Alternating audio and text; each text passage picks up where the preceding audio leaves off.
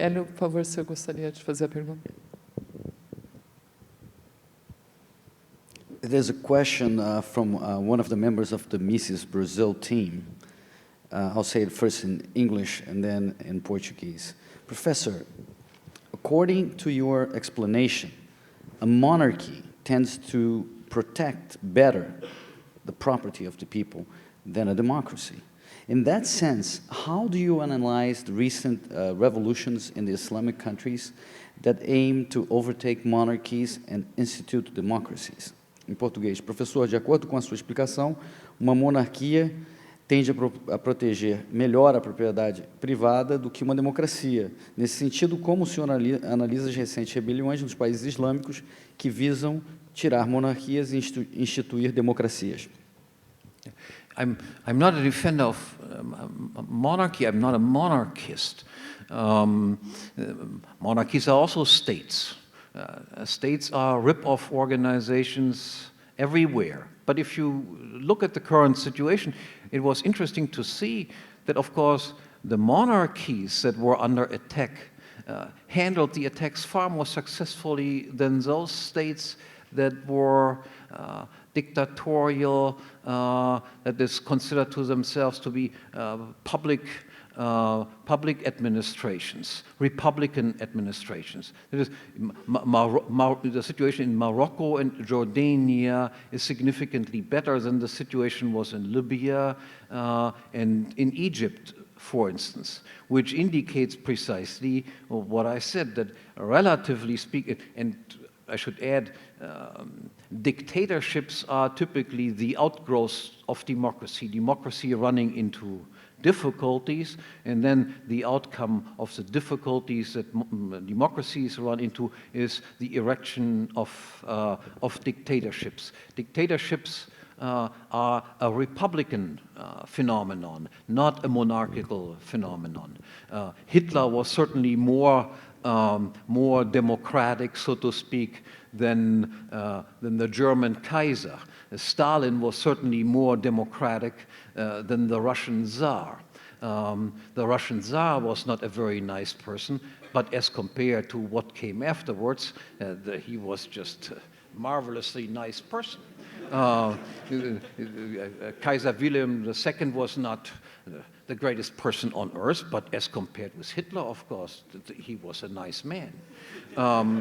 So we have to compare things in a balanced way. And again, the current situation seems to indicate that monarchies are by and large a better system than democracies turn into dictatorships and so forth. Eu acredito que uma polêmica como essa merece uma pergunta bônus. Então, a gente abre para uma terceira pergunta. Alguém gostaria, aqui na plateia, por favor? O microfone, por favor, ali. Só levanta para ficar mais, por favor, para ficar mais fácil. Isso. Aqui. Oi, desculpa. Bom, fica lá, fica à vontade.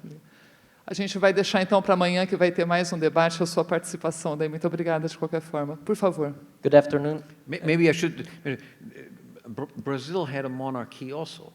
Again, I'm not a great history buff as far as Brazil is concerned, but my impression was that if Brazil had kept the monarchy, they might be in better shape today also than they are, given that they got rid of it. Por favor, a pergunta. Good afternoon, Professor. I'm Marcel van Hattem. I want to ask you about disarmament.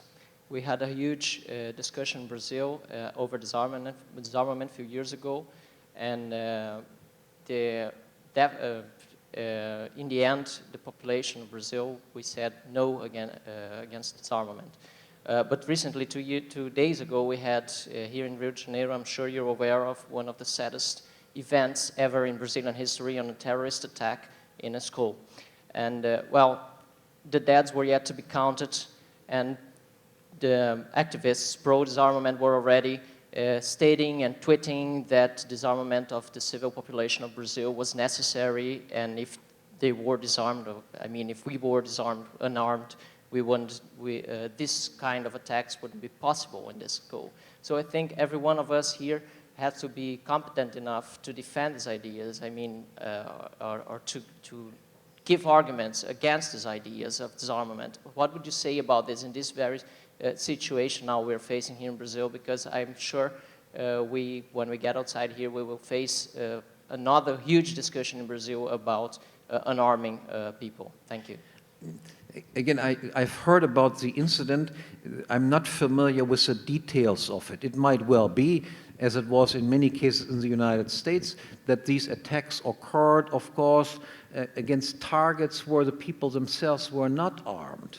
Exactly. So yeah. this is probably, I assume that is probably the case in Brazil also, that if these people who had been shot down would have been armed, then this crazy guy would have been killed faster, sooner, and the whole catastrophe would have been less than it actually turned out to be.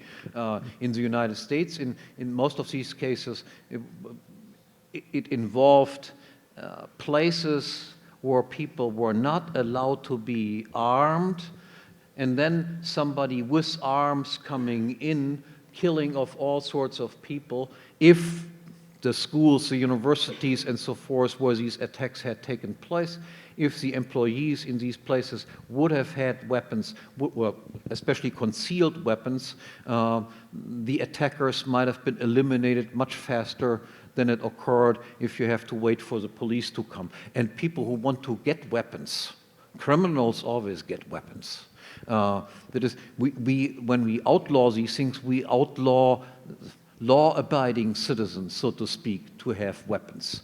We cannot pass a law that says, look, you criminals, you can no longer have any weapons, and then the criminals will say, oh yeah, right, I want to be a law-abiding citizen, and I do no longer want to be a criminal, and because of that, I also will no longer have any weapons.